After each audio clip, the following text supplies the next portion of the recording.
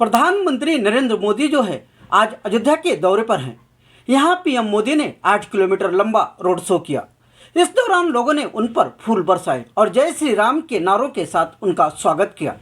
मोदी तीसरी बार राम नगरी आए हैं और पहली बार वह 5 अगस्त 2020 को राम मंदिर भूमि पूजन में शामिल हुए थे। इसके बाद 23 अक्टूबर 2022 को दीपोत्सव में हिस्सा लिया था। उत्तर प्रदेश की राज्यपाल आनंदीबेन पटेल, यूपी के मुख्यमंत्री योगी आदित्यनाथ और यूपी के डिप्टी सीएम ब्रजेश पाठक ने एयरपोर्ट पर प्रधानमंत्री का स्वागत किया और उन्हें फूल भेंट किए। पीएम मोदी ने अयोध्या में 1 घंटे तक रोड शो किया, जिसमें सड़क के दोनों तरफ लोगों की भीड़ दिखाई दी। लोगों को जय श्री राम के नारे लगाते हुए भी सुना गया। पीएम पर फूल भी बरसाए गए और रोड शो में जनसैलाब देखने को मिला, जो पीएम की तरफ हाथ हिलाकर उनका स्वागत कर रहे थे। वो तस्वीरें कैद करने के लिए बहुत ही उत्सुक नजर आ रहे हैं। और ये जो नज़ारा है आपसे थोड़ी देर पहले का, जहां पर भव्य बैनर्स के जरिए प्रधानमंत्री नरेंद्र मोदी का स्वागत करने के लिए तैयार अयोध्या को प्रदर्शित किया गया है। और ये जो सड़क है वो सीधे मुख्य राजमार्ग से जुड़ती है, जिसको कि आउटर बाईपास रोड कहा जाता है। वहां से होते हुए आप सीधे जो नया घाट का निर्माण किया गया है लता मंगेशकर चौक, वहां पर प्रवेश कर सकते हैं। और 6 से 8 लेन की बड़ी सड़क बनाई गई है, बिल्कुल चौड़ीकरण किया गया है, पूरा पुनर्विकास किया गया है, सारी सुविधाओं का और सुरक्षा के व्यापक इंतजाम। प्रधानमंत्री का प्रवेश हो चुका है अयोध्या में और इस रोड शो के बाद ये सीधे प्रधानमंत्री का काफिला पहुंचेगा रेलवे स्टेशन। और रेलवे स्टेशन, जैसा कि वहां पर हमारे वरिष्ठ संवाददाता शैलेंद्र मिश्र बता रहे हैं कि वहां की तस्वीर बिल्कुल बदल चुकी है। और आप समझें कि रेलवे स्टेशन से मुख्य राम मंदिर की जो दूरी है वो बहुत ज्यादा नहीं है। आप चाहें तो स्वयं पैदल चल करके भी राम मंदिर के दर्शन के लिए जा सकते हैं। हनुमानगढ़ी उससे पहले पड़ेगा। कहा जाता है कि अगर आप अयोध्या में पदार्पण कर रहे हैं तो सबसे पहले आपको वहां के वर्तमान राजा धीराज हनुमानगढ़ी में विराजित हनुमान जी की आज्ञा लेनी होगी, आदेश लेना होगा, और उसके बाद श्री राम जन्मभूमि में श्री राम लला के दर्शनों के लिए आप जा सकेंगे। और अयोध्या में जो रेलवे स्टेशन है वहां से थोड़ी दूर पर अगर आप पैदल भी चलना चाहें, बहुत ज्यादा आपके पास सामान नहीं है, तो आप सीधे रुक कर सकते हैं हनुमानगढ़ी का। वहां पर दर्शन के पश्चात वहां से बिल्कुल वॉकिंग डिस्टेंस पे आज का जो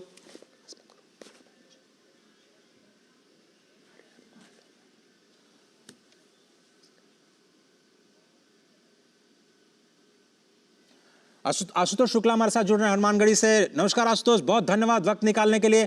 थोड़ा सा हमें माहौल पहुंचाने की कोशिश करिए अपने जरिए, अपने शब्दों के जरिए। क्या है वहां पर प्रधानमंत्री के आगमन के बाद अयोध्या में क्या कुछ बदला? देखिए, अगर हम अजय कहें तो आज के अतिरेक को देख सकते हैं, जो भक्ति का अतिरेक है, आवेग है, और जिस तरीके से अयोध्या के लोगों का उत्साह है, इसको शब्दों में बात करना बड़ा मुश्किल होगा। कारण स्पष्ट है कि आज का जो लोगों का यहाँ पर इकट्ठा होना है, वो इकट्ठा अनायास नहीं हुआ है, भक्तिपूर्ण भाव से इकट्ठा हुए हैं। उनमें रोष नहीं है, इसमें शांति है, इसमें उत्साह है, इसमें एक संतुष्ट का भाव दिखाई देता है। अयोध्या यही संतुष्टि आती थी वर्षों वर्ष को, 500 वर्षों के लगातार संघर्ष के बाद जब यही स्थिति आई है कि भगवान श्री राम लला की प्राण प्रतिष्ठा से प्रधानमंत्री नरेंद्र मोदी 22 जनवरी को आएंगे। लेकिन उसके पूर्व अयोध्या को नवनिर्मित करने के लिए, अयोध्या को पूरी तरह से धार्मिक पर्यटन के रूप में, धार्मिक पर्यटन स्थल के रूप में विकसित करने के लिए अनेकों कार्यक्रम, जिसमें एयरपोर्ट हो, चाहे रेलवे स्टेशन हो, चाहे यहाँ सड़कों का सुधार हो, या मूलभूत सुविधाओं का विकास हो, जिससे कि देश और विदेश से आने वाले भक्तों को कोई समस्या न यहाँ पर हो, उन सारी चीजों की व्यवस्था प्रधानमंत्री और मुख्यमंत्री और उत्तर प्रदेश और केंद्र की सरकारों का जो सौजन्य रहा है, सौजन्य को यहाँ पर धन्यवाद देने के लिए अयोध्यावासी पूरे नगर सड़क के दोनों तरफ जो है यहाँ पर इकट्ठा हुए हैं। आशुतोष, आप मुझे थोड़ा सा वो मार्ग बता सकते हैं जहां इस वक्त हम देख रहे हैं तस्वीरों में प्रधानमंत्री कौन से रास्ते से जा रहे हैं और उसके बाद कैसे हनुमानगढ़ी होते हुए उस रास्ते से होते हुए रेलवे स्टेशन तक पहुंचेंगे? वो थोड़ा खाका खींच सकते हैं हमारे लिए?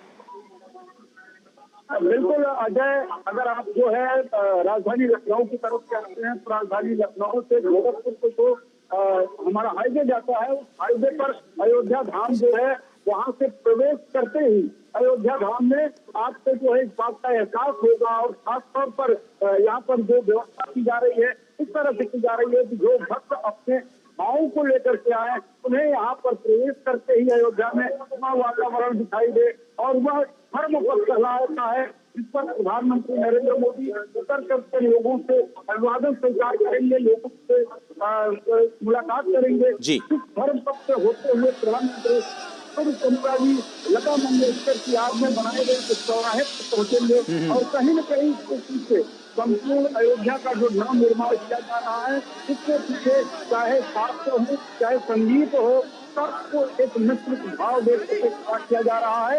यही कारण है कि लता और लता का नाम इस चौराहे को दिया गया और इस चौराहे से होते हुए प्रधानमंत्री नरेंद्र मोदी आगे बढ़ेंगे और हनुमानगढ़ी के सामने से होते हुए भगवान श्री राम लला के स्थान पर पहुंचेंगे जहां उनका प्रवेश द्वार है। इसके साथ ही वो रेलवे स्टेशन पहुंच के रेलवे स्टेशन से फिर से एयरपोर्ट पहुंच जाएंगे। अजय, बिल्कुल सही कहा आपने। इस वक्त जो हम तस्वीरें देख रहे हैं वो है धर्मपथ की। जिस तरह से हमारे वरिष्ठ संवाददाता आशुतोष शुक्ल जो कि इस वक्त हनुमानगढ़ी के पास बिल्कुल हैं, बता रहे थे कि इस वक्त प्रधानमंत्री नरेंद्र मोदी रोड शो के पहले हिस्से में धर्मपथ पर अभिवादन स्वीकार कर रहे हैं जनता जनार्दन का और पोस्टर बैनर के जरिए लगातार उनका स्वागत और साथ ही साथ जनता को भी जो विकास कार्य हैं उनकी जानकारियां देते हुए ये जो बैनर पोस्टर्स हैं, खासतौर पर विकसित भारत की जो विकास यात्रा शुरू की गई है।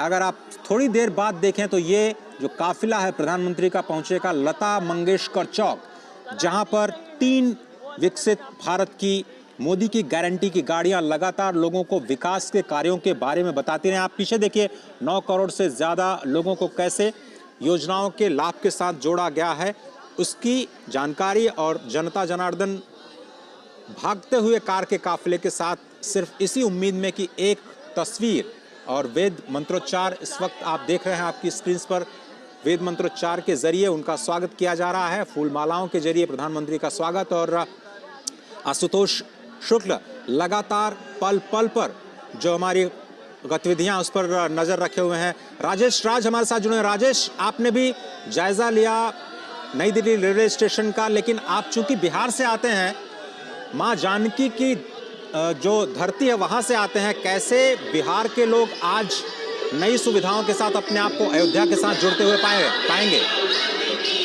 देखिए अजय, बिल्कुल आपने सही कहा कि जो अवध और मिथिला के जो संबंध हैं वो बेहद पुराने हैं और इस संबंध की जो कड़ी है वो कहीं ना कहीं अमृत भारत एक्सप्रेस ट्रेन को जो परिचालन शुरू होगा तो इन संबंधों की कड़ी और भी आगे बढ़ेगी।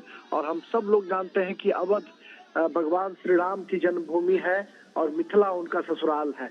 माता जानकी की जो जन्मभूमि है वो सीतामढ़ी है और यह जो ट्रेन है अमृत भारत जिसका आज लोकार्पण प्रधानमंत्री मोदी कर रहे हैं, यह train Anand Vihar railway station से चलकर अयोध्या होते हुए श्री राम जन्मभूमि से अयोध्या होते हुए माता जानकी की जन्मभूमि सीतामढ़ी होते हुए दरभंगा मिथिलांचल तक की यात्रा जब करेगी तो अवध और मिथिला की दूरियां ही नहीं घटेंगी बल्कि दिलों के बीच जो हम कह सकते हैं कि जो रिश्तों की जो प्रगाढ़ता है, गर्माहट है, वह भी देखने को मिलेगी और जो पौराणिक संबंध है, जो पुराने जो रिश्ते रहे हैं वह भी आगे बढ़ेंगे। और वंदे भारत जैसी हाई क्लास ट्रेन जब भारतीय रेल ने चलाया और उसकी सफलता को देखकर जब विपक्ष के लोग ये कहते थे कि सिर्फ एक क्लास को प्रभावित करने के लिए ट्रेन चलाई गई है, तो अमृत भारत ट्रेन जो है ये नॉन एसी ट्रेन है और यह सामान्य लोग हैं उनके सपनों पर खड़ा उतरने की कोशिश जो है वो भारतीय बिल्कुल सही कहा आपने। और बिल्कुल सही कहा आपने राजेश, चूंकि मिथिला के रस से बहुत सारे लोग अनभिज्ञ हैं, जानते नहीं है कि मिथिला का रस कैसे आपको प्रेम में सराबोर कर देता है। इसलिए जब ये सुविधाएं बढ़ेंगी तो माँ जानकी की धरती, जैसा कि आप कह रहे हैं, सीतामढ़ी और दरभंगा से होती हुई जो अमृत ट्रेन चलेगी। और इस वक्त आप देख रहे हैं राम कथा पार्क जो कि बिल्कुल पास में है लता मंगेशकर चौक के, वहां पर प्रधानमंत्री का काफिला पहुंच चुका है। ये स्तंभ जो देख रहे हैं वो नए भारत के नए विकास स्तंभ हैं। अलग मार्ग पर थोड़ी थोड़ी जगह पर आपको सुलभ शौचालय दिखाई देंगे, यानी बिल्कुल स्वच्छता का ख्याल रखा जाएगा। प्रधानमंत्री जिसके लिए हमेशा कहते रहे हैं कि जो भी तीर्थयात्री आएं वो अपना ख्याल रखें, साथ ही साथ शहर का ख्याल रखें, उस तीर्थ का ख्याल रखें जहां पर वो तीर्थाटन के लिए, पर्यटन के लिए जा रहे हैं। ये जो स्तंभ है, अभी उसकी खूबसूरत आभा आप शाम को देखिएगा जब यहाँ पर ज़बरदस्त लाइटिंग होती है, तो इस स्तंभ के जरिए कैसे एक विकास का द्वार आपको दिखता है। ये बिल्कुल लता मंगेशकर चौक पर इस वक्त प्रधानमंत्री का काफिला पहुंच चुका है। बहुत ही खूबसूरत तस्वीरें, अनेक संगीत और वाद्य यंत्र के साथ सैकड़ों लोग इस वक्त लता मंगेशकर चौक के पास प्रधानमंत्री नरेंद्र मोदी का अभिवादन करते हुए। उत्सुकता लोगों को जरूर थी, लेकिन उत्सुकता थी 22 जनवरी की। आज के दिन का अंदाज शायद किसी को भी नहीं रहा होगा कि प्रधानमंत्री 22 जनवरी से पहले आज 30 दिसंबर को भी, यानी 2023 खत्म होते होते एक बार अयोध्या का दौरा करेंगे। साथ ही साथ अयोध्या को कई हजारों करोड़ रुपए की परियोजनाओं की सौगात भी देंगे। बहुत सारी परियोजनाएं पिछले 2 साल 3 साल से जो नए अयोध्या का मास्टर प्लान है उसके तहत चल रही थी, उसमें आज 2 बड़ी परियोजनाएं राष्ट्र को समर्पित की जा रही हैं, जिसमें कि अयोध्या धाम रेलवे स्टेशन और महर्षि वाल्मीकि इंटरनेशनल एयरपोर्ट। ये जो 2 परियोजनाएं हैं, एक परियोजना दुनिया को कनेक्ट करेगी भगवान राम के धाम से, तो दूसरी परियोजना देश के विभिन्न हिस्सों को भगवान राम के धाम से कनेक्ट करेगी। आशुतोष, क्या आप मेरे साथ बने हुए हैं? नमस्कार आशुतोष, क्या आप मेरे साथ हैं? बिल्कुल अजय, मैं आपके साथ हूँ और इस वक्त प्रधानमंत्री का काफिला धीरे धीरे अयोध्या में प्रवेश कर रहा है और अयोध्या में जो धर्म पक्ष ये काफिला राम पक्ष की ओर मुड़ेगा। राम पक्ष से हनुमानगढ़ी की ओर जो रास्ता जाता है वो भक्ति पक्ष कहलाता है, लेकिन भक्ति पक्ष आज प्रधानमंत्री नहीं जाएंगे। आज राम पक्ष होते हुए वो नवनिर्मित रेलवे स्टेशन का उद्घाटन करने के लिए जाएंगे, जहां पर अयोध्या से और देश और दुनिया की कनेक्टिविटी के लिए तमाम सारी ट्रेनों को जो है हरी झंडी दिखाएंगे। इसके साथ ही नवनिर्मित अयोध्या रेलवे स्टेशन का उद्घाटन करेंगे। आप अजय देख सकते हैं अपने टीवी स्क्रीन पर किस तरीके से लोगों में शांति के साथ अपने उस नायक का जो है स्वागत कर रहे हैं, जो उनको कहीं न कहीं अयोध्या वासियों के मन में है। जिस तरीके से भगवान श्री राम का मंदिर बन रहा है, उसके पीछे कहीं न कहीं सरकार का योगदान है। जिस तरह से अयोध्या का विकास हो रहा है, उसमें सरकार महत्वपूर्ण कार्य कर रही है और उनके कार्यों को धन्यवाद ज्ञापित करने के लिए अयोध्या वासी आज सड़क के दोनों ओर खड़े हुए हैं। वास्तव में अगर हम कहें तो राम का जो स्वरूप है, राम का जो वांग्मय है, वह एक विराट स्वरूप है, वह एक विराट वांग्मय है। उस वांग्मय में संपूर्ण राष्ट्र समाहित होता है और जब बात राष्ट्रीय एकीकरण की होती है तो बात सिर्फ यही होती है कि भगवान राम का जो स्वरूप है वही राष्ट्रीय एकीकरण का एकमात्र स्वरूप है। और यही कारण है कि अल्लामा इकबाल ने भी भगवान राम को जो है इसको हिंद कहा। और यही कारण है कि चाहे जो संस्कृति और सभ्यता रही हो, सारी सभ्यता और सारी संस्कृतियों के लोगों ने भगवान राम के चरित्र को माना है। और ये कारण स्पष्ट है, भगवान राम राजा दशरथ के पुत्र राजकुमार जिन्हें गद्दी मिलने जा रही है, उनका राज्याभिषेक होने जा रहा है, उन्हें वन गमन की जो है अनुमति दी जाती है, आदेश दिया जाता है। और जब भगवान राम राजकुमार के रूप में वन में जाते हैं और वहां से 14 वर्ष के बाद लौट करके आते हैं तो मर्यादा पुरुषोत्तम श्री राम के रूप में होते हैं। भगवान श्री राम ने न कोई उपदेश दिया, न कोई ज्ञान की बात कही, लेकिन समाज, जीवन और मृत्यु से हर पल को जागृत किया, हर पल को जी करके बताया कि व्यक्ति को अपने जीवन को किस तरह से अनुशासित रख जीना चाहिए, राष्ट्र के प्रति उसका क्या समर्पण होना चाहिए, भारत के भाई के प्रति क्या होना चाहिए, पिता के प्रति क्या होना चाहिए, समाज के प्रति उसका क्या उत्तरदायित्व है, राजा के रूप में उसका व्यवहार क्या है। और यही कारण है कि राम राज्य की आज भी कल्पना की जाती है और उसी राम राज्य की कल्पना को साकार करने के लिए प्रधानमंत्री नरेंद्र मोदी आज अयोध्या के सड़कों पर हैं। कभी वो धर्म पथ पर है, कभी राम पथ पर है, कभी भक्ति पथ पर है, लेकिन ये सारे पथ एक रणनीति की ओर जाते हैं। ये सारे पथ इस शांति की ओर जाते हैं जिसकी न केवल देश को बल्कि दुनिया को जरूरत है। अजय, बिल्कुल सही कहा आपने। और अगर इस दृश्य की बात करें तो ये सामान्य दृश्य नहीं है आशुतोष, और कई दिनों से आप उस अयोध्या की परम पावन धरती पर निवास कर रहे हैं जिसकी हम लोग सिर्फ कल्पना करते हैं, हम लोग सोचते हैं, लेकिन आपका भाग्य अद्भुत है, क्योंकि भगवान शंकर स्वयं कहते हैं कि ये तो बहुत ही दुर्गम नगरी है, वहाँ पर रहना, वहाँ पर तपस्या करना, वहाँ पर दान करना ये बहुत ही दुष्कर है। और अगर आपको अयोध्या वास मिल जाए ये तो बहुत ही सुदुष्कर है। अगर आप एक पग पग इस अयोध्या की धरती पर बढ़ाते हैं तो आपको अश्वमेध यज्ञ का फल मिलता है। यावत् पदानि रामस्य मार्गम गच्छति मानुषः पदे पदे श्वमेधस्य यज्ञस्य लभते फलम। एक एक पद, तो आप देख रहे हैं कि जो ये सुरक्षा कर्मी भी एक एक पद इस वक्त काफिले के साथ बढ़ा रहे हैं और सैकड़ों हजारों की संख्या में जो लोग अभिवादन कर रहे हैं। भले ही इस वक्त मौका प्रधानमंत्री के अभिवादन का हो, उनके स्वागत का हो, क्योंकि विकास पुरुष कहे जाते हैं, विकास की बड़ी सौगातें आज अयोध्या को मिलने जा रही हैं, लेकिन अपने आप में ये तीर्थ यात्रा से कम नहीं है और एक बहुत ही अनोखा अवसर अयोध्या वासियों के लिए इस वक्त आप देख रहे हैं।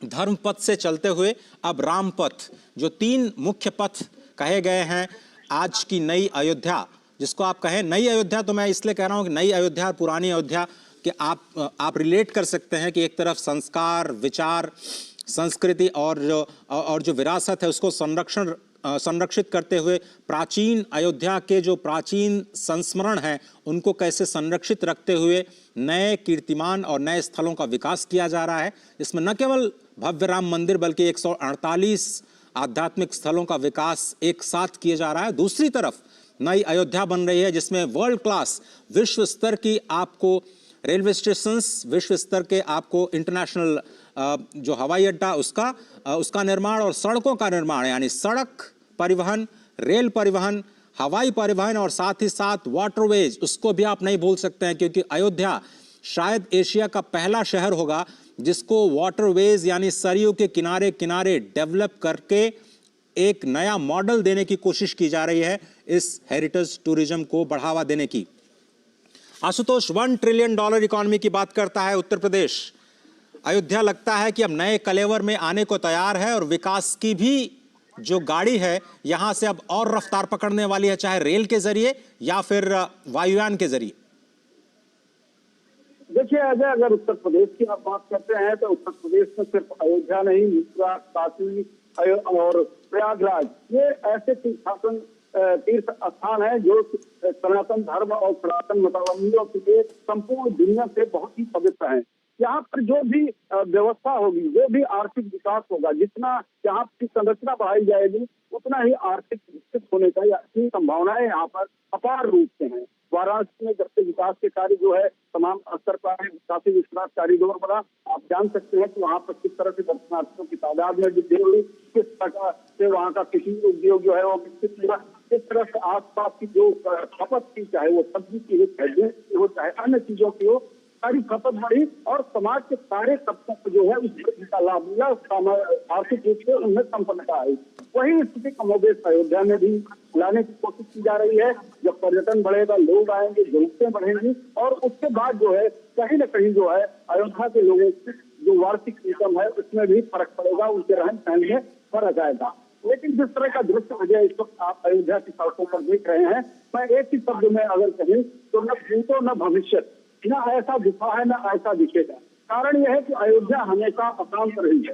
अयोध्या जितनी पवित्र थी, जितनी आध्यात्मिक थी, जितनी धार्मिक थी, जितनी पौराणिक थी, उतना ही विवादों में घिरी हुई थी।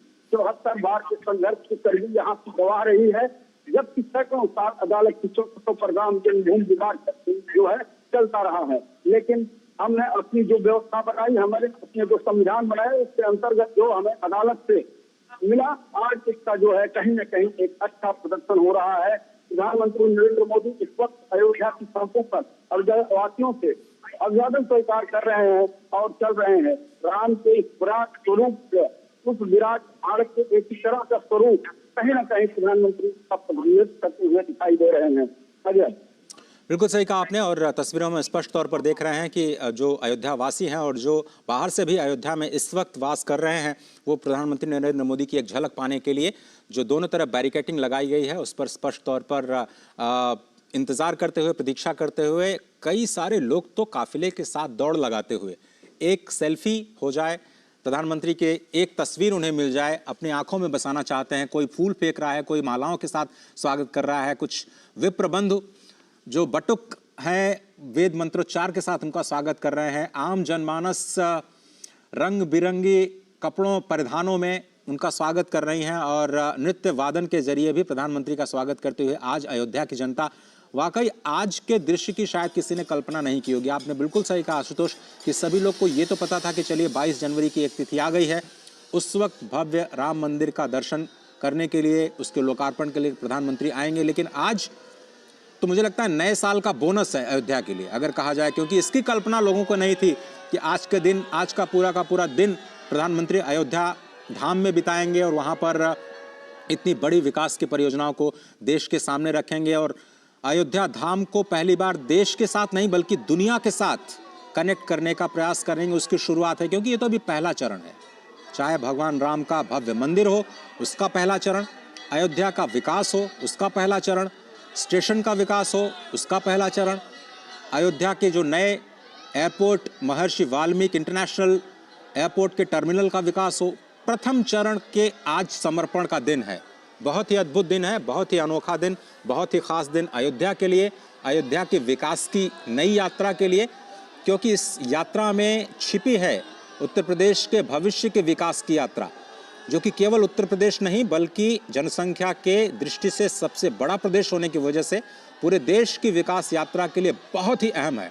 बहुत सारे लोग ये सवाल कर सकते हैं कि एक राम मंदिर बनने से क्या होगा, लेकिन आप देखिए तो राज्य सरकार और केंद्र सरकार मिलकर के 30,000 करोड़ रुपए की परियोजनाओं पर काम कर रहे हैं। 252 से ज्यादा परियोजनाएं इस वक्त अयोध्या में जमीन पर चल रही हैं। एक नया मास्टर प्लान तैयार किया गया है। एशिया में कई सारी टेक्निक पहली बार अयोध्या में इस नए शहर के, नए नगर के विकास के लिए किया जा रहा है।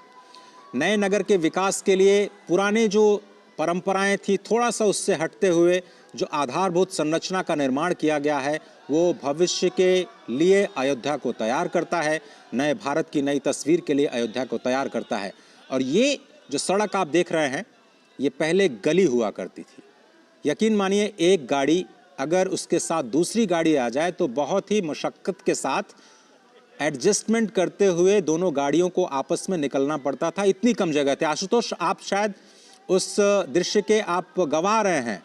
अब ये जो पूरा चौड़ीकरण किया गया है, 13 करोड़ का आंकड़ा तो हमने देखा काशी कॉरिडोर से।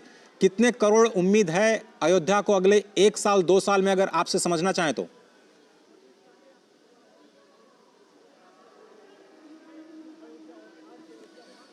चलिए आशुतोष से हम संपर्क करने की कोशिश करेंगे। जी जी जी जी अजय, तो पहले मैं आपको बताना चाहूंगा कि जो भौतिक वातावरण है वो सुविधा भक्तों को प्रदान करता है, लेकिन आकर्षण जो है निश्चित ही होती है, उस जगह की होती है, उस देवता की है जो सबको आकर्षित करता है, जो अपने पथ से अपने मार्ग पर चलाने के लिए लोगों को प्रेरित करता है।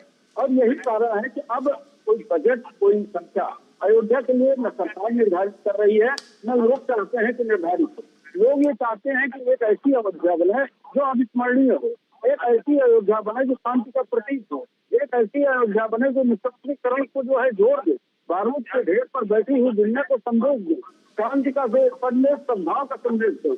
और उस संदेश को जहाँ पर कहा जाता है कि प्राणियों में सद्भावना हो, यानी कि मनुष्य ही नहीं जिनमें जीव है ये भी सद्भाव के साथ जीवन जिए और आगे बढ़े, इस बात की जहाँ पे प्रेरणा मिलती है। प्रधानमंत्री नरेंद्र मोदी आज इसी अयोध्या में है, अयोध्या के पथ पर है और लोगों से मुलाकात कर रहे हैं। जी अजय, बिल्कुल सही कहा आपने। और जिस बात का मैं जिक्र कर रहा था, आपको याद होगा काशी कॉरिडोर जिसकी जब शुरुआत की गई तो बहुत सारे लोगों ने सवाल उठाए थे कि एक कॉरिडोर बनने से क्या होगा।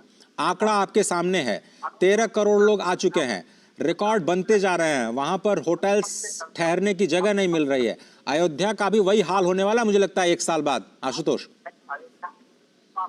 अयोध्या का हाल तो वर्तमान समय से ही है और अयोध्या का जितना बड़ा मूवमेंट चला है, आंदोलन चला है, उसके कारण इससे कहीं न कहीं पीढ़ियां जुड़ गई और उन पीढ़ियों में जो भी लोग हैं वो इस निर्माणाधीन राम मंदिर का भी दर्शन करना चाहते हैं। तो मैं ये कह सकूं कि मेरे पिताजी ने आंदोलन में भाग लिया था और आज मेरे सामने या मेरे पिता के सामने इस मंदिर का निर्माण हो रहा है। तो इस तरह से अयोध्या में जो अयोध्या वासी रहती भक्तों की संख्या कम रहती थी, तमाम यहाँ पर पहरे थे, उसके चलते पूरी पड़ी रहती थी। वो अयोध्या से साल से लगातार पॉलिटिक्स चल रही है, खिली हुई है, लगातार जो है यहाँ पर भक्तों का आना बना हुआ है। सुदूर देश से लोग आ रहे हैं, विभिन्न प्रांतों से लोग आ रहे हैं। भाषा और भौगोलिक सीमाएं अयोध्या आने के लिए टूट गई है। लोग सिर्फ रामलला विराजमान का दर्शन चाहते हैं। रामलला विराजमान के बाद भगवान राम की स्तुति करके उनका आशीर्वाद चाहते हैं। और यही कारण है कि प्रधानमंत्री नरेंद्र मोदी उस जनभावना के अनुरूप व्यवहार करते हुए एक नायक के तौर पर अयोध्या की सड़कों पर अजय आपको दिखाई दे रहे हैं। अजय, बिल्कुल सही कहा आपने और स्पष्ट इन तस्वीरों से ये हो जाता है कि आज प्रधानमंत्री जब पहुंचे हैं अयोध्या की धरा पर, और ये सीधी तस्वीरें हम आपको इस वक्त दिखा रहे हैं। ये है रामपथ। धर्मपथ से होते हुए पहले लता मंगेशकर चौक, लता मंगेशकर चौक से जब आप बाएं मुड़ते हैं तो उसको आप रामपथ कहते हैं। और मुझे लगता है कि जो नया मार्ग बनाया जा रहा है, जो भगवान राम के मंदिर तक आपको लेकर के जाएगा, उस मार्ग पर तो आज प्रधानमंत्री नहीं जाएंगे, लेकिन उसको कहा जाएगा भक्ति पथ। 4 स्पेशल कॉरिडोर्स बनाए जा रहे हैं, जिसमें 3 पर काम पूरा हो चुका है।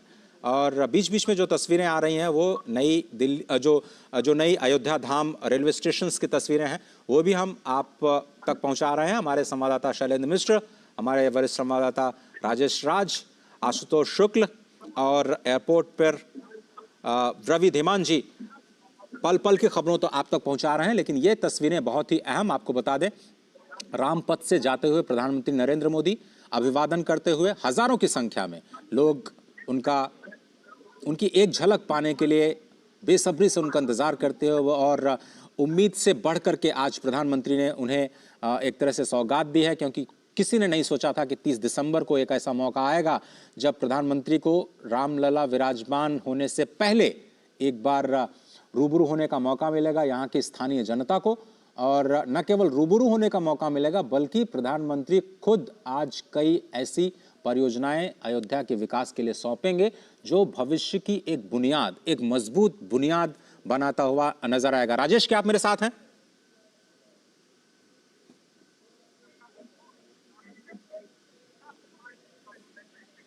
राजेश या शैलेंद्र, क्या आप में से कोई मुझे सुन पा रहा है? हाँ, मैं अजय जी आपकी आवाज सुन रहा हूँ। राजेश जी, बहुत धन्यवाद आपका। एक बार फिर से इस यात्रा को हम आपके साथ आगे बढ़ाते हैं। आशुतोष जी भी हमारे साथ बने हुए हैं। इस वक्त जो यात्रा है वो रामपथ की है, और आपने कहा कि माँ जानकी की जो धरती है, भक्ति नगरी, वहां से जोड़ते हुए अमृत ट्रेन चलने वाली है, और आपने तो उस ट्रेन में सफर भी किया है। कितनी बदलेगी दुनिया तीर्थयात्रियों की? देखिए, बिल्कुल आपने सही कहा कि भगवान श्री राम की जो जन्मभूमि है अयोध्या, यह करोड़ों जो लोग हैं हिंदुस्तान के, जो राम में आस्था रखने वाले लोग हैं, उनकी कहीं ना कहीं एक बड़ी तीर्थस्थली है। और यहाँ पर दक्षिण भारत के जो लोग हैं उनका भी सालों भर आगमन होता रहता है। तो सिर्फ अयोध्या जो है कोई बिहार और उत्तर प्रदेश नहीं, बल्कि पूरब पश्चिम उत्तर दक्षिण। आपने रंगनाथ की याद दिला दी हमें राजेश राज जी। और सही कहा आपने कि बैंगलोर से भी तो जुड़ रहे हैं हम लोग नई ट्रेन के जरिए। बहुत जल्दी विश्वेश्वरैया टर्मिनल से अयोध्या को जोड़ते हुए नई ट्रेन वहां से भी चलने वाली है। बिल्कुल, आज जो 2 अमृत भारत ट्रेन का परिचालन हो रहा है अजय, उसमें अयोध्या से एक दरभंगा और दूसरी जो ट्रेन है वो मालदा टाउन और बेंगलोर के बीच जो है वो अमृत भारत का परिचालन हो रहा है।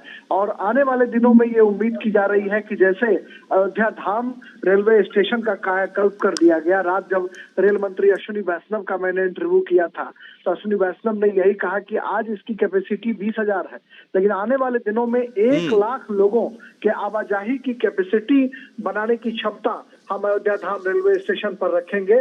और स्टेशन के सबसे ऊपरी हिस्से पर जाकर के जब हमने देखा तो एक रूफ जो है वो तैयार किया गया है, जिस पर भी मुसाफिर आकर के बैठने का काम करेंगे। रूफ लॉन्ज उसको कहा जाएगा, और वो एक बेहद खूबसूरत नजारा प्रस्तुत कर रहा है।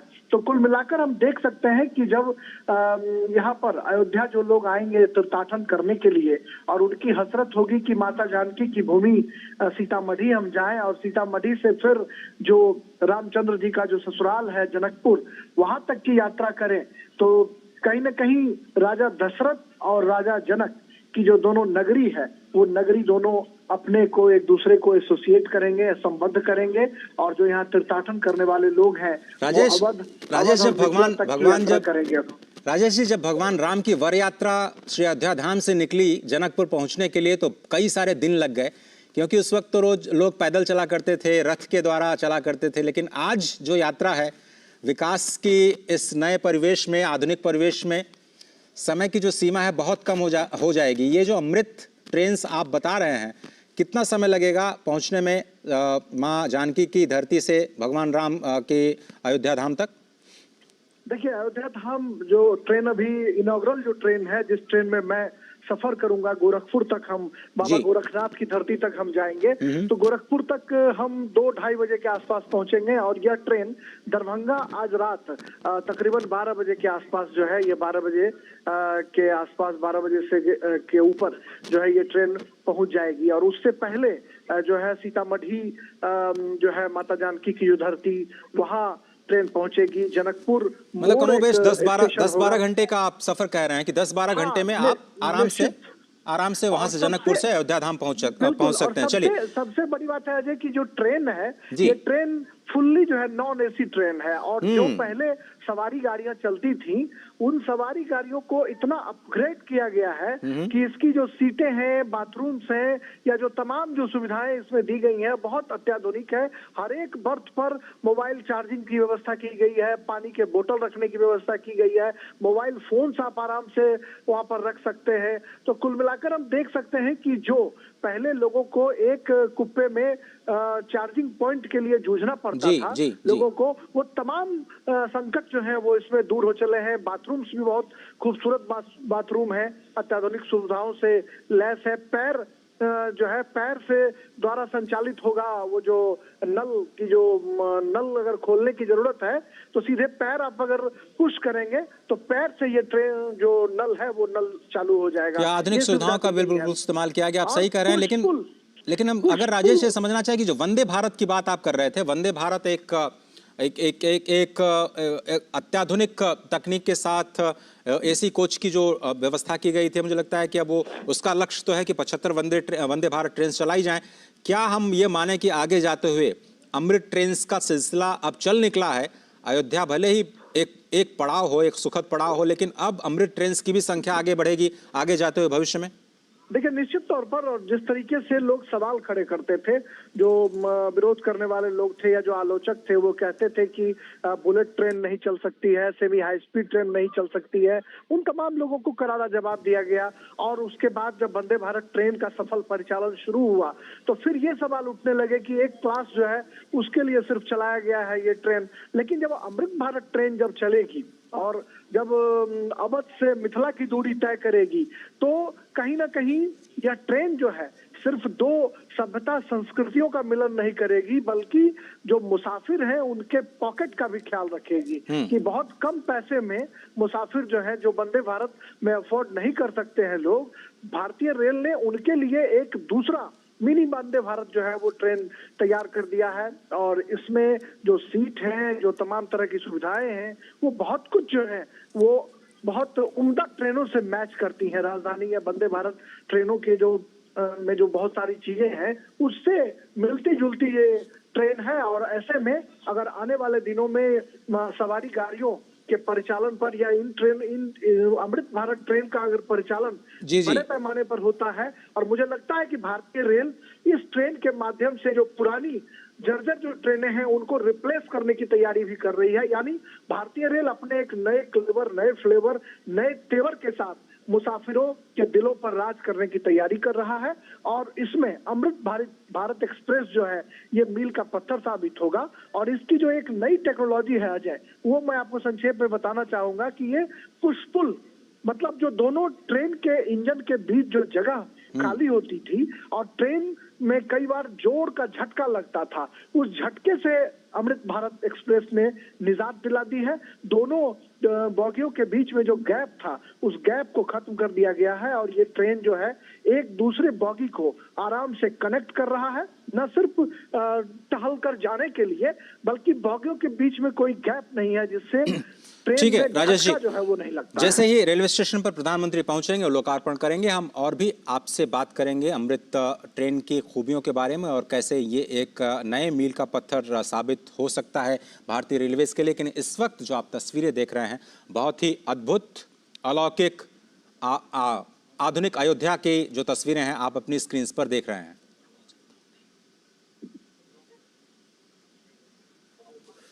स्पष्ट तौर पर ये जो रामपथ से तस्वीरें हम आप तक पहुंचा रहे हैं, प्रधानमंत्री नरेंद्र मोदी वहां पर पहुंचे हैं और अयोध्या के जो वासी हैं वहां पर उनका स्वागत करते हुए और सभी का अभिवादन करते हुए प्रधानमंत्री ये कोशिश करते हैं कि कोई छूट न जाए, जहां तक हो सके वो जनता के साथ संवाद करने का, अपने हाथों के अभिवादन के माध्यम से, अपने आंखों के माध्यम से लगातार सबसे बातचीत करते हुए, अभिवादन स्वीकार करते हुए, प्रणाम स्वीकार करते हुए, स्वयं अभिवादन करते हुए, सभी के स्वागत का उत्तर देते हुए प्रधानमंत्री नरेंद्र मोदी, आप देख रहे हैं ये रामपथ की तस्वीरें। जैसा कि हमारे संवाददाता लगातार बता रहे थे कि सीधे जो आउटर बाईपास रोड है वहाँ से आप धर्म पथ पर प्रवेश करेंगे, जहाँ पर शुरुआत की प्रधानमंत्री ने और भव्य स्तंभों के जरिए स्वागत किया गया उनका और सैकड़ों हजारों की संख्या में जनता ने उनका अभिवादन किया। उसके बाद काफिला पहुंचा लता मंगेशकर चौक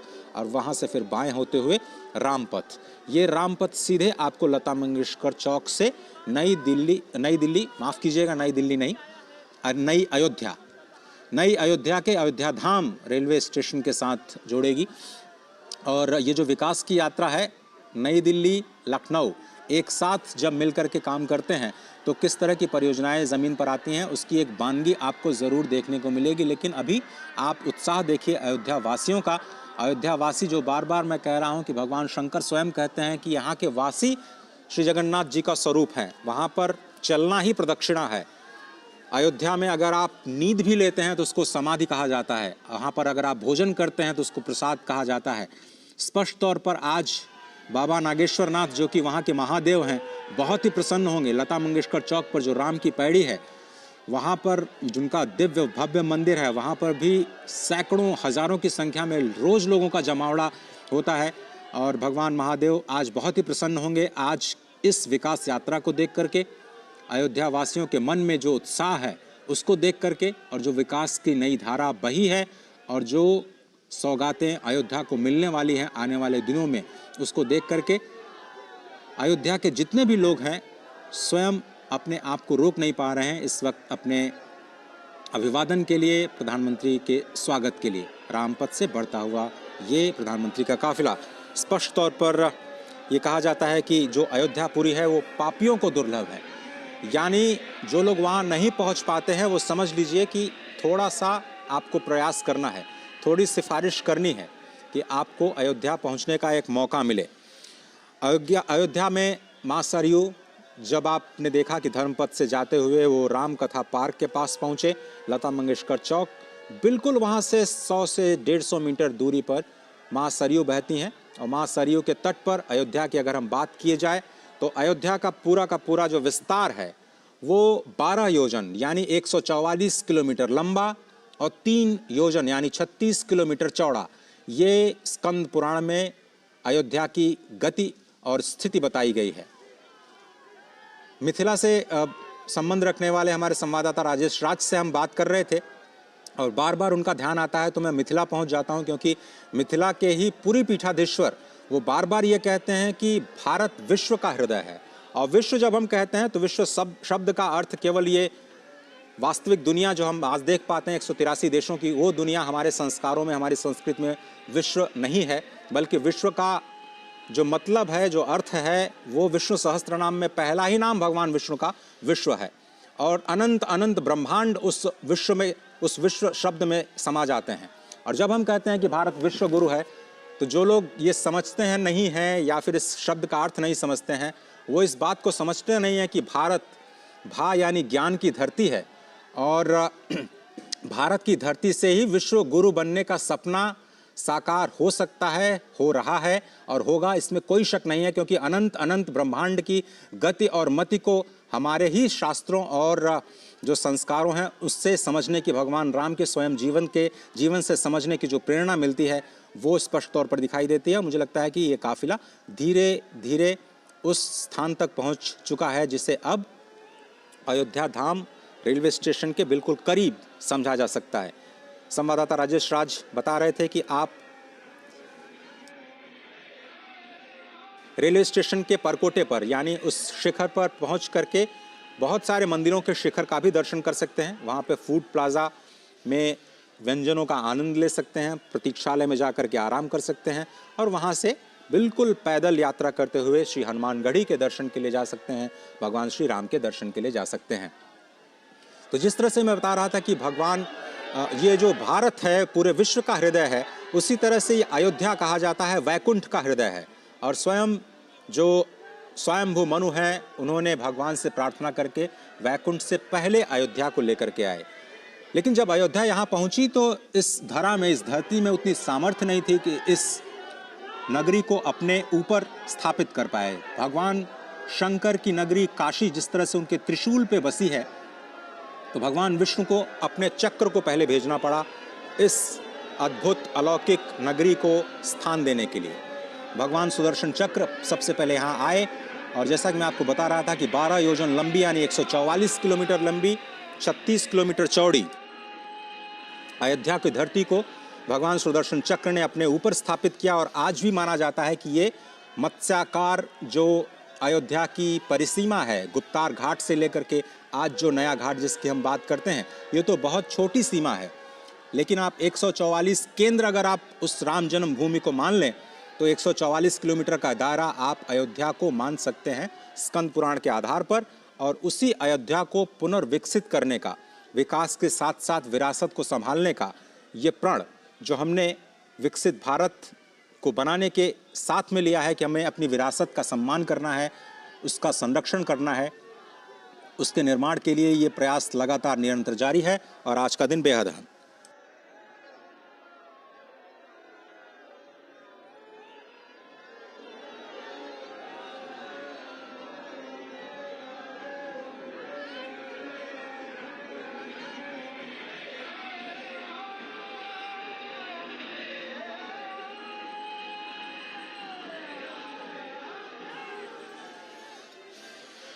हमारे संवाददाता शैलेंद्र मिश्र, राजेश राज और आशुतोष शुक्ल लगातार स्थिति पर नजर बनाए हुए हैं। इस भव्य और दिव्य यात्रा के गवाह ये तीनों ही संवाददाता इस वक्त अयोध्या की धरती पर खुद मौजूद। और जिस तरह से हम ये लगातार कह रहे हैं कि आपका बहुत पुण्य होना चाहिए अयोध्या की धरती पर कदम भी रखने के लिए, माँ सरयू के दर्शन करने के लिए, इन संतों के दर्शन करने के लिए। लेकिन आज एक विकास की यात्रा लोग इस वक्त धर्मपथ से होते हुए रामपथ के जरिए प्रधानमंत्री को स्वयं देख रहे हैं। 11,000 करोड़ रुपए से ज्यादा की परियोजनाएं आज राष्ट्र को समर्पित की जानी हैं। कुछ पुरानी परियोजनाएं राष्ट्र को समर्पित की जाएंगी, कुछ नई परियोजनाएं उनका शिलान्यास किया जाएगा और क्या कुछ दिशा स्वयं प्रधानमंत्री मोदी के मन में है यहाँ की विकास की यात्रा को लेकर के, उसको आज देश के सामने रखा जाएगा जब वो आज करीब 1:30 बजे 2 बजे यहाँ के जो निवासी हैं उनसे मुखातिब होंगे। नए एयरपोर्ट का टर्मिनल बनकर के तैयार हो गया है। एयरपोर्ट अथॉरिटी ऑफ इंडिया के लिए भी बहुत ही अद्भुत क्षण, एविएशन मिनिस्ट्री के लिए भी बहुत ही चैलेंजिंग टास्क, 1.5 साल 2 साल में इस पूरे टर्मिनल बिल्डिंग को खड़ा करना। और जैसा कि हमारे संवाददाता बता रहे थे कि यह पहला फेज है रेलवे स्टेशन का जिसे 5 गुना विस्तार दिया जाएगा। 20,000 यात्रियों की जो क्षमता है उसको बढ़ा करके 1 लाख यात्रियों तक करने की योजना सरकार की बन चुकी है, रेलवेज की बन चुकी है। उसी तरह से एविएशन मंत्रालय की जो योजना है वो मौजूदा टर्मिनल के पहले फेज को जब दूसरे फेज में विस्तार दिया जाएगा तो उसका आकार 10 गुना करने की है।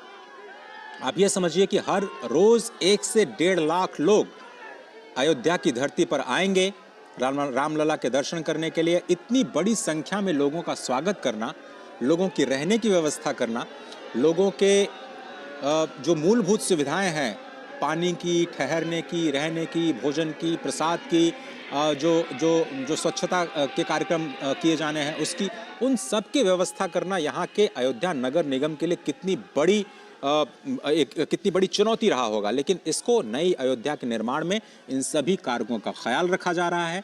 स्पष्ट तौर पर जो नई अयोध्या का निर्माण किया जा रहा है उसमें डेडिकेटेड जो सीवर लाइन है, उसके साथ साथ जो ग्रीन टर्मिनल्स या ग्रीन जो टेक्नोलॉजी का इस्तेमाल किया जा रहा है कि कम से कम पोल्यूशन के साथ में, कम से कम प्रदूषण के साथ में जो निर्माण कार्य हैं उसको अंजाम दिया जाए। बिल्डिंग्स जो बनाई जा रही हैं, चाहे वो रेलवे स्टेशन की बिल्डिंग हो या फिर एयरपोर्ट टर्मिनल की बिल्डिंग हो, उसको कैसे ग्रीन टेक्नोलॉजी के ज़रिए, नई हरित टेक्नोलॉजी के ज़रिए कम से कम प्रदूषण के साथ बनाया जाए, कम से कम समय में बनाया जाए, ये एक इसका ख्याल रखने की पूरी कोशिश की गई है। और लगातार फिर से हम वही आपको समझाने की कोशिश, बताने की कोशिश कि कैसे भारत विरासत को और विकास को एक साथ लेकर के चलने का भरसक प्रयास कर रहा है। और ये अयोध्या की धरती से अब जो नई विकास की यात्रा निकली है वो देश को विकसित बनाने में एक महत्वपूर्ण भूमिका अदा करेगी, इसमें कोई दो राय नहीं। क्योंकि अब जनता, खास तौर पर युवाओं का जो आकर्षण है इन नई आधारभूत संरचनाओं के जरिए, जो पूरी दुनिया को आकृष्ट करने का, भगवान राम के धाम में आकृष्ट करने का जो प्रयास उसकी शुरुआत हुई है, वो एक अनोखी पहल कही जा सकती है अयोध्या के विकास के लिए। आशुतोष शुक्ल, क्या आप मेरे साथ हैं?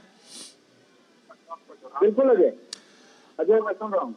तो इस विकास यात्रा को अब आपके जरिए हम आगे बढ़ाते हैं और समझने की कोशिश करते हैं कि ये जो यात्रा है, विकास की यात्रा, अब यहाँ से आगे और कौन से पड़ाव तय करने जा रही है? बिल्कुल अजय, जिस तरीके से ये विकास की यात्रा है, इसका पड़ाव जो है वो इसका आखिरी कोई छोर नहीं होता है। विकास की यात्रा में अगर आप केवल मूलभूत सुविधाओं या संरचनाओं के विकास को विकास मानते हैं तो वह संपूर्ण विकास नहीं है। विकास में व्यक्तित्व का विकास, मानवता का विकास, समाज का विकास, निर्माण, ये सारी चीजें भी जुड़ती हैं। और यही सारा है कि जब सत्ता का निर्माण होता है, किसी देश का निर्माण होता है, तो उसके पीछे एक वैचारिक अवधारणा होती है। और उसी वैचारिक अवधारणा को सामने रखते हुए कहीं न कहीं अयोध्या में जो विकास का कार्य चल रहा है, या फिर राम मंदिर का निर्माण चल रहा है, या जो यहाँ की धार्मिक आस्था लोगों में है, उसके अनुरूप जो है यहाँ पर लोगों को आर्थिक विकास और धार्मिक रूप से सजगता जो है, धर्म पथ पर चलने की जो प्रेरणा है, उस प्रेरणा के साथ जो है आर्थिक विकास में कहीं न कहीं भागीदारी हो, इसी कल्पना के साथ अयोध्या को विकसित किया जा रहा है। अजय, बिल्कुल सही कहा आपने। और धर्मपथ से लता मंगेशकर चौक से रेलवे स्टेशन की दूरी कितनी है आशुतोष जी? अगर आप पैदल चलते हैं तो तीर्थयात्रियों को कितना समय लग सकता है और वहां पर क्या क्या सुविधाएं हैं, अगर आपने जायजा लिया हो तो? देखिए, धर्मपथ से अगर लता मंगेशकर चौराहे की दूरी अगर हम रेलवे स्टेशन से हैं, और अगर हम संपूर्ण सड़क की बात अगर करते हैं, संपूर्ण सड़क ही जिसमें जो है राम जन्मभूमि स्थान, हनुमान मंदिर, सड़क भवन, या राम की पैड़ी, या लता चौराहा, और या फिर रेलवे स्टेशन, ये सारी चीजें जो है अयोध्या की कुल जवाब 5 किलोमीटर की परिधि में पूरी होती है। जो वॉकिंग डिस्टेंस होता है, आमतौर पर जो यहाँ पर धर्मार्थी आते हैं दर्शन करने के लिए, वो सरयू में स्नान करते हैं, पैदल हनुमानगढ़ी में दर्शन करते हैं, रामलला के दर्शन करते हैं, और उसके बाद वो अपने स्थान पर कर जाते हैं। अयोध्या क्षेत्रफल में छोटी है, लेकिन बहुत ही खूबसूरत ढंग से इसका डेवलपमेंट किया जा रहा है।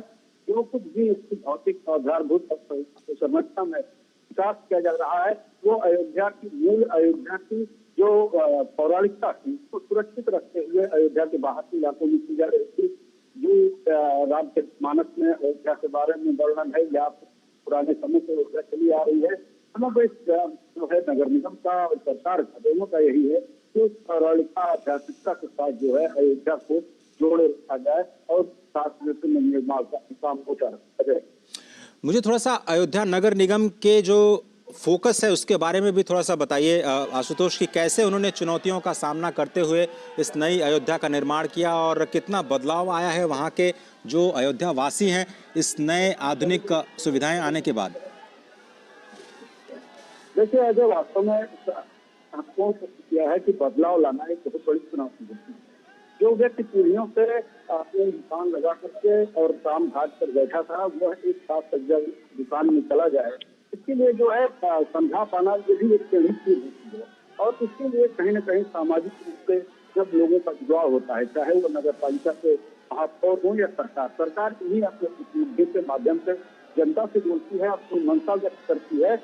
और धीरे धीरे जब स्थिति अयोध्या में शुरू हुई तो पहले लोगों को लगा कि उनका रोजगार चला जा सकता है, उनके आर्थिक जीवन में कमी आ सकती है।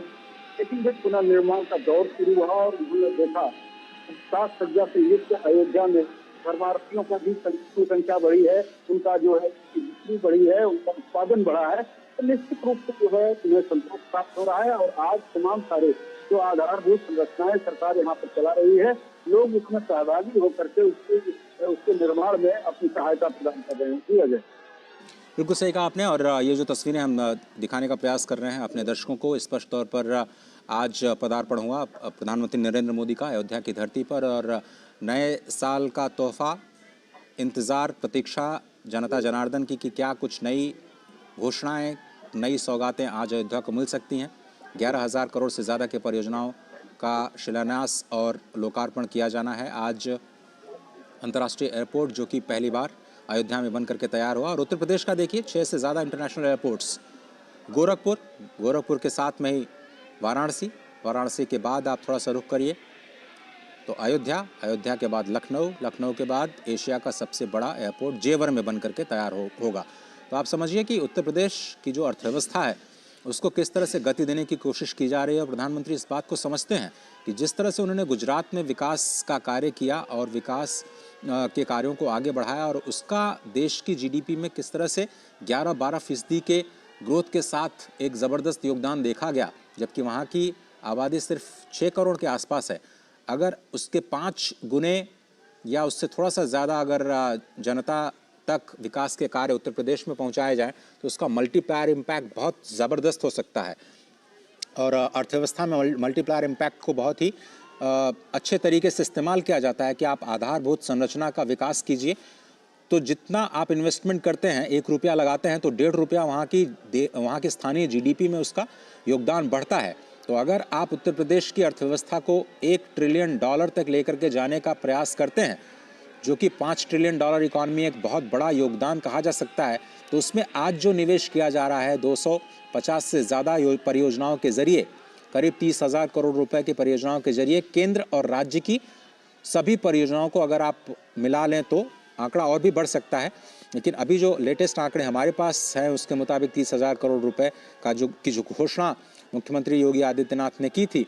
और साथ ही साथ आपको याद होगा कि यूपी इन्वेस्टर्स समिट जो कि इसी साल 2023 में किया गया, उसमें 35 लाख करोड़ रुपए के निवेश के प्रस्ताव जो उत्तर प्रदेश को मिले, उसमें अयोध्या के विकास कार्य से भी जुड़े कुछ परियोजनाएं हैं जिनका जिक्र उस वक्त किया गया था, उसका भी इम्पैक्ट आपको ज़मीन पर दिखाई देगा।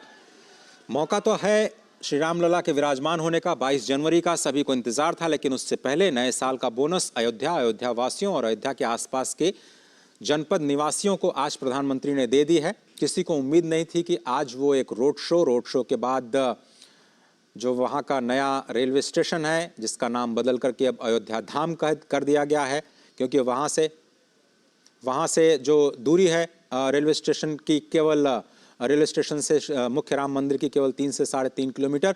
अश्विनी मिश्र हमारे साथ जुड़ चुके हैं। अश्विनी जी, क्या कहेंगे इस यात्रा को, इस विकास की नई यात्रा को जो आज धर्म पथ से होते हुए, राम पथ से होते हुए अब नए निर्माण के जो कहा जाए कि नई अयोध्या का रेलवे स्टेशन है वहां तक जा रही है, इस यात्रा को कैसे परिभाषित करेंगे आप? निश्चित तौर से अजय अगर देखें तो यही कहा जा सकता है कि प्रवेश नगर कीजे सब काजा, हृदय राखी कौशलपुर राजा। आज वो क्षण है जब अयोध्या का जो वैधव्य था, अयोध्या का जो वैराग्य था, उसका श्रृंगार पूरी दुनिया देख रही। किस तरीके से अयोध्या में ही भगवान श्री राम का वनवास था वो समाप्त होने के कगार पर है। जब वो भव्य दिव्य मंदिर में उनकी प्राण प्रतिष्ठा होगी भगवान श्री राम लला के बाल रूप की, उससे पहले प्रधानमंत्री नरेंद्र मोदी का यहाँ पहुंचना ये बताता है कि किस तरीके से सदियों की जो जनाकांक्षा है वो आकार लेते हुए अयोध्या के भव्य दिव्य नव्य स्वरूप को देख रही है। रामपथ आप जिसका जिक्र कर रहे हैं, रामपथ ये पूरा का पूरा श्रृंगार हाट फैजाबाद और अयोध्या को जोड़ने वाली जो मुख्य सड़क थी उसको विस्तारित किया गया है। पतली सकरी सी सड़क होती थी जिस पर प्रधानमंत्री जी चल रहे हैं, एक तरफ की एक ही लेन बराबर वो सड़क थी जिसको बढ़ाकर डबल किया गया है। आसपास के पूरे सड़कों का विस्तार किया गया है। रामपथ, भक्तिपथ, धर्मपथ और श्री राम जन्मभूमि पथ, ये 4 पथ बनाए गए हैं। और आज जो प्रधानमंत्री हजारों करोड़ की योजनाओं का लोकार्पण और शिलान्यास करेंगे, उससे आगे अगर देखें तो अगर अभी तक आपने हमारा चैनल सब्सक्राइब नहीं किया तो अभी सब्सक्राइब करें और बेल आइकॉन को क्लिक करके हमारी लेटेस्ट खबरों से रहे अपडेट।